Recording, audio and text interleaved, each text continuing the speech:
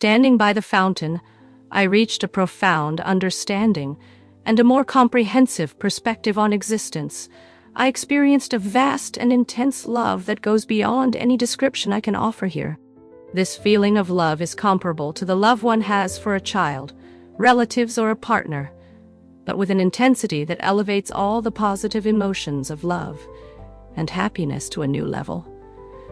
I refer to this sublime sensation as Him or God, due to the values and education I receive. Hello and welcome to another video on our channel. Here, we share accounts of people who have experienced near-death experiences and other spiritual phenomena.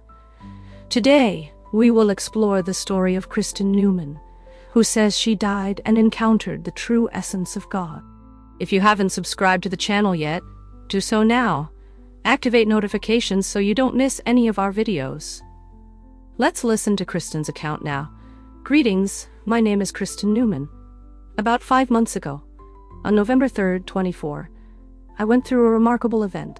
My profession involves spiritualism as I am a medium, which makes my experiences especially intense. This episode was extremely important, allowing me to truly feel and understand the spirits I channel. The insights and memories they bring me are always enlightening, but this experience was exceptionally striking, and it is my desire to share this narrative to spread what I experienced. My husband works in construction and is rarely at home, as his trade keeps him busy from dawn. However, on that special morning, which coincidentally was his birthday, November 3, he chose to stay home. I enjoyed his company, even more so because I felt particularly well that morning, despite living with serious cardiac complications for over 15 years. Normally, my heart rate skyrockets due to a condition called supraventricular and ventricular tachycardia, in addition to arrhythmias that cause very irregular heartbeats. That day, however, I was in a relatively good state of health, one of the best I've had in a long time, which even allowed me to take a shower. As I washed my hair and applied conditioner, I turned to wash my face, and suddenly realized something was wrong. I instinctively leaned against the shower wall, and in an instant, felt my spirit detach from the top of my head, and I could see myself slipping and falling, my head hitting the marble edge of the shower. My husband realized something was not right when our dog started barking, which led him to rush towards me. He found me unconscious. I was aware of what was happening. As I realized I had died, my heart had stopped. During this transcendental moment, I saw my skin turning a purplish color, and even my daughter's face, who was at university and rarely at home, when my husband called her. The ambulance arrived quickly, and my husband had to perform continuous chest compressions to keep me alive, while my color changed from blue to purple. Before we left, the paramedics struggled to stabilize me. I was unresponsive for about 20 hours, intubated and unable to respond. But when I came to in the ambulance, they were breathing for me. I was transported directly to the divine presence, to the source. An unforgettable experience, which I mentally revisit every day. The event was so profound and the sensations so wonderfully indescribable. I felt completely free, without the burden of a physical body, lighter than I have ever been. In the spiritual plane, we do not carry dense and negative emotions, like shame, guilt, fear. By the source, I reached a profound understanding and an expanded perspective on things, an immense love that transcends any attempt at explanation. This love is similar to the feeling for a child, relatives, or a partner, but on a scale that intensifies all the beautiful emotions of love and joy. I call a supreme feeling Him, or God, because of my upbringing and education. However, God manifests as an entity, both masculine and feminine, symbolized by a dazzling sphere of radiant and immense yellow light, which curiously does not blind the eyes as the sun would. The color that best represents God is the one seen during a sunset or sunrise, especially here in Florida, where the tone is a warm and welcoming gold. That was the shade I perceived when I saw God. And during our conversations, as I went directly to Him, the memories I recovered were rich in detail. I remember the seraphim surrounding me, creatures that resembled pearlescent dragons, with 4 pairs of wings, a truly magnificent sight. God expressed immense pride in my earthly journey, praising the experiences I lived, highlighting how extraordinary they were and free of any shame. Therefore, I want to pass the message to everyone that no one should worry about. I was concerned about the consequences of my past actions and possible rejection in the beyond, but I realized that we are deeply loved in a way that surpasses our human understanding. The experience of standing before God and feeling the support of the seraphim was something I longed to perpetuate. In the spiritual realm, we explore the idea of the higher self, the facet of our existence closest to the Creator. I discovered that my higher self, nicknamed Apam, was revealed to me years ago through significant events. On this journey, my higher self accompanied me in my conversations with God. Then, I heard voices whispering my name, christen, and beams of light directed at me. God guided me to focus on these beams, as my consciousness could shift to wherever it was needed. According to him, by concentrating on a specific beam, I could establish a direct connection with the person responsible for it, hearing, and if I wished, seeing them. Many of these voices came from friends and family praying for me. Some were clear and others sounded like laments. It is important to know that those in the spiritual plane, including in states of coma, have the ability to hear and see those around them.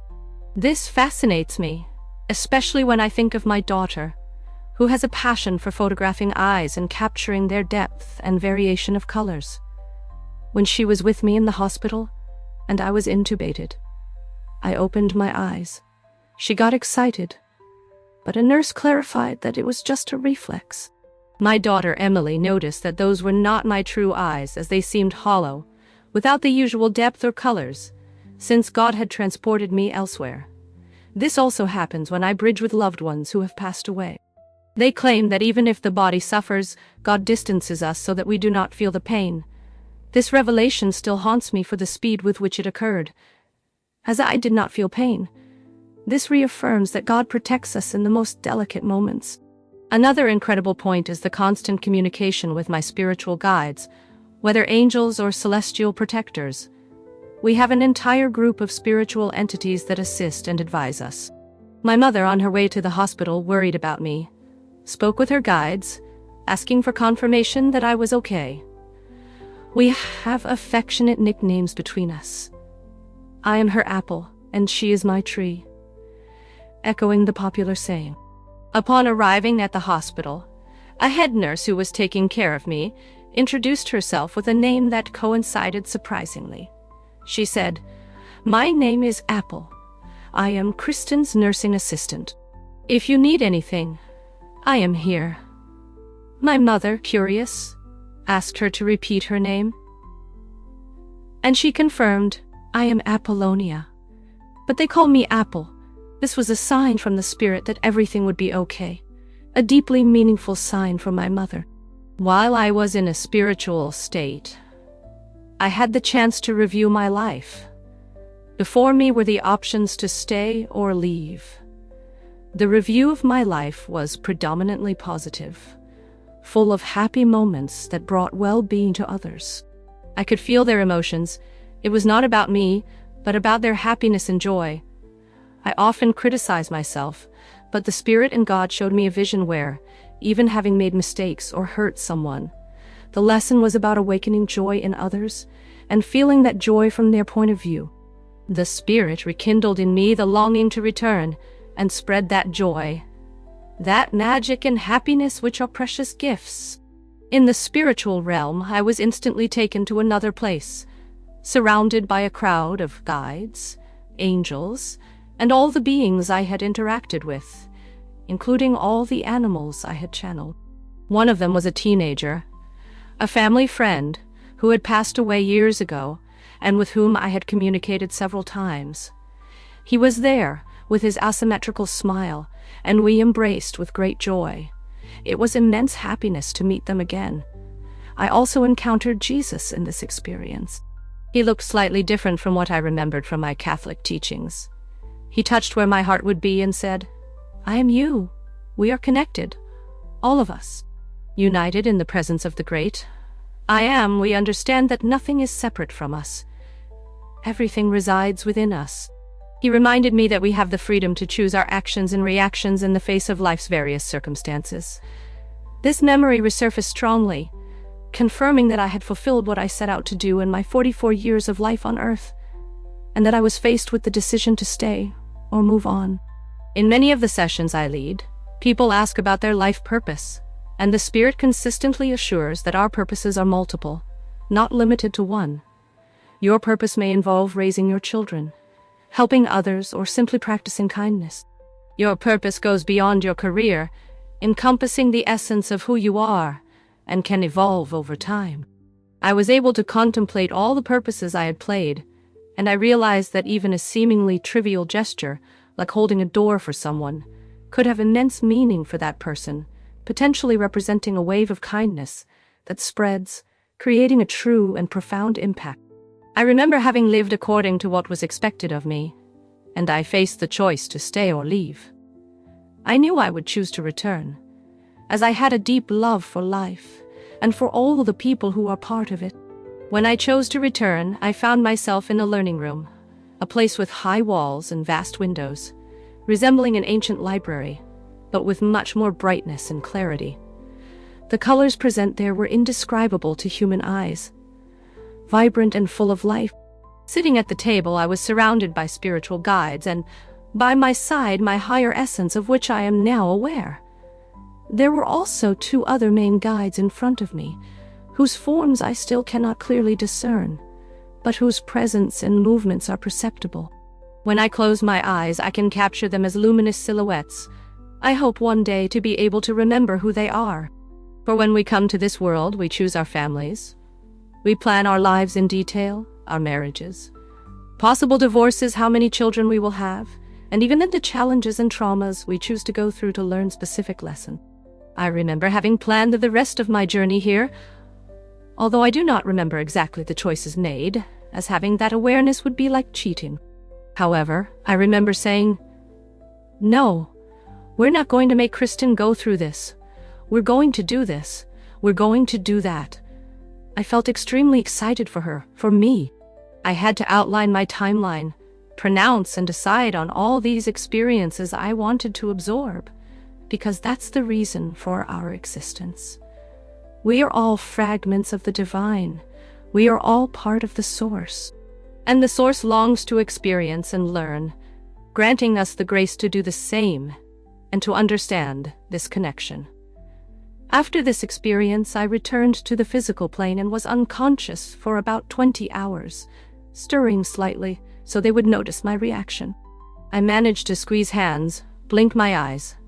I panicked as I was under monitoring, and my husband used a sign for me to read, in addition to talking to me. However, upon awakening, my memory was initially compromised. I could barely retain memories for more than a few seconds, perhaps 30 seconds, and this lasted for a few minutes. But something remarkable happened when one of my best friends entered the room, and her husband asked, "Kristen, what did you see on the other side?" And my friend Suzanne intervened, questioning my name, the current year, and the date of my birthday, to ensure that I remembered those details. She noticed that I was searching for the answers mentally. My eyes wandered around, confused. However, as soon as her husband asked me about my divine experience, I did not hesitate. I was not searching for the information. I was just sharing what I had experienced. After that, the questions resumed, and I went back to searching for the answers. My parents arrived on a Friday, and I had no reaction when they entered on Saturday morning. I was awake, and my mother said I had an expression of pure happiness on my face, like in childhood times. This jubilant serenity is something I try to keep with me every day. I remember an occasion, not long ago, when my husband and I went out to dinner, and he asked me why I was smiling. I replied that I was immensely happy, and he commented that it was the same expression I had in the hospital. This experience, although it was very difficult for my family to see me in that condition, lasted 6 days in the hospital, 4 of which were in an intensive care unit.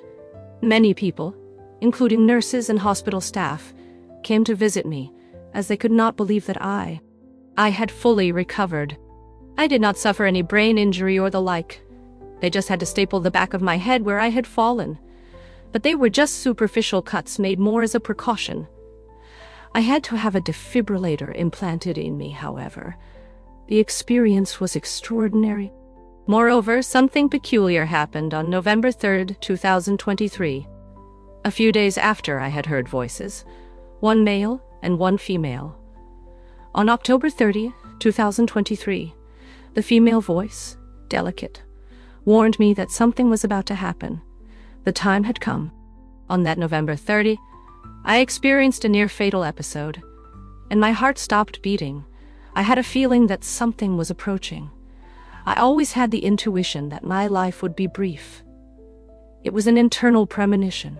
It was shocking to find out I was right. My heart problem was electrical in nature, not mechanical. I knew something was coming. But here I am, grateful for the experience and the connections established. I am lucky to have friends who also share a strong spiritual connection. When I spoke with them, one told me that I radiated like the sun. This happened while he was praying at that exact moment. Then I felt an urge to send a message to a friend telling her that I had seen her son, but I hesitated at first. I did not want to bother her, despite knowing she would be open to the message. Even so, I felt an internal resistance. However, my spiritual guides insisted that it was essential information for her.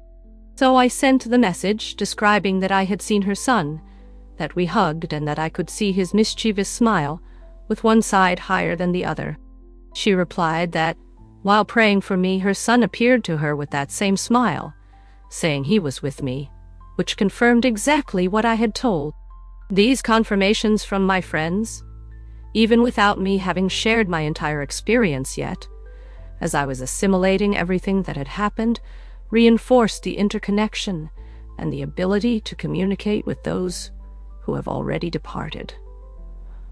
We never truly die. Energy simply does not extinguish. We are in this physical body only for a brief period before we transmute, transform, and return to the spiritual plane. There we continue to exist and to interact with us and through us. That is why, when I channel and my friends conduct mediumship sessions, they can access not only memories from the time the person was alive, but also after their passing, as they continue to observe and experience life through us. This is so magical and intense that I would not trade it for anything. It was hard to go through what I went through, as it is traumatic, and now I live with a defibrillator, among other human issues. However, I see all this as a gift that I will carry for the rest of my life. I am immensely grateful, for life is truly wonderful and incredible, full of choices, love, and spiritual support. Just ask for it. I remember a teaching from my guides that, although I already knew before, after being in the spiritual plane and talking directly with them, took on a new meaning. Be careful with words, for they spread through the ether and shape your reality. I saw in my own existence how I transformed my being through the power of words. This profoundly changed my life. It was wonderful to connect with the spirit before, when I had my spiritual awakening in 2016. But this more recent experience intensified that connection even more. Whenever I channel someone who has passed away, they speak directly to me and say, "Christine, it doesn't hurt." Communicate to them that it doesn't hurt. My deceased dog left a message for his owner saying, "It didn't hurt." And then the energy faced me and reinforced, "It doesn't hurt, Christine. God takes you away. Your body may seem to be suffering, but you, in spirit, are out." That's why, when you look into the eyes, as my daughter realized, it seems like I'm not there. In fact, I was in spirit. All these wonderful souls I was able to channel met me on the other side, and I am grateful for the messages they conveyed. It is a profound truth that, if you have a loved one now in the spiritual plane, and you worry about what they felt, know that God welcomes them, so they do not feel pain. I went directly to God, and I know that others are welcomed by their loved ones after that encounter. I am truly blessed and grateful, and I thank you for the opportunity to share my experience. I am deeply grateful. So what do you think about this incredible story? Share your opinion in the comments. Activate the notification bell to be informed about each new video. Let's spread the hope that there is life beyond what the eyes can see.